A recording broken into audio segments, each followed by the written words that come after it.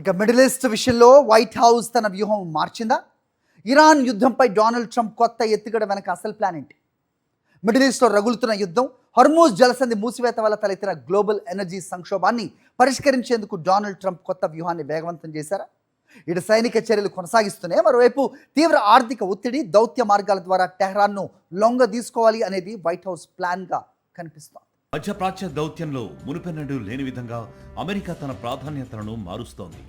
ఒకవైపు ప్రత్యక్ష మిలిటరీ దాడులను కొనసాగిస్తూనే ఇరాన్ ప్రధాన ఆర్థిక మూలమైన చమురు ఎగుమతులపై పూర్తిగా ఉక్కుపాదం మోపడం ద్వారా ఆ దేశాన్ని ఆర్థికంగా దెబ్బతీయవచ్చని వైట్ హౌస్ వర్గాలు అంచనా వేస్తున్నాయి. జూన్ 17వ తేదీ నాటి ప్రాథమిక ఒప్పందం అమలు, హెర్ముజ్ జలసంధి మార్గం తెరవడంపై ఒమాన్ వేదికగా జరుపుతున్న చర్చలు ఈ కొత్త వ్యూహంలో భాగమేనని విశ్లేషకులు భావిస్తున్నారు. ఈ నయా వ్యూహం అమలులో అమెరికాకు తన ప్రాంతీయ భాగస్వామ్య దేశాలైన ఇజ్రాయెల్, పర్షియన్, గల్ఫ్ దేశాల నుంచి భిన్నమైన స్పందన వస్తోంది.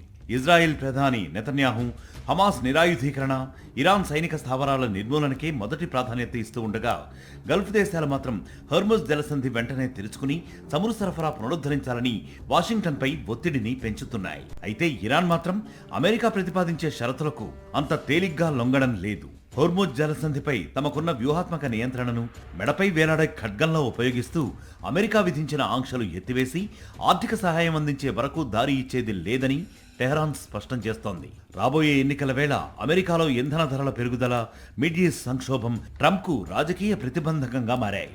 దౌత్యపరమైన రాయితీలు ఇచ్చి యుద్ధాన్ని ముగిస్తారా, లేక తీవ్రస్థాయి ఒత్తిడితో టెహ్రాన్ను లొంగదీసుకుంటారా అనే అంశం రాబోయే కొన్ని వారాల్లో స్పష్టం కానుంది.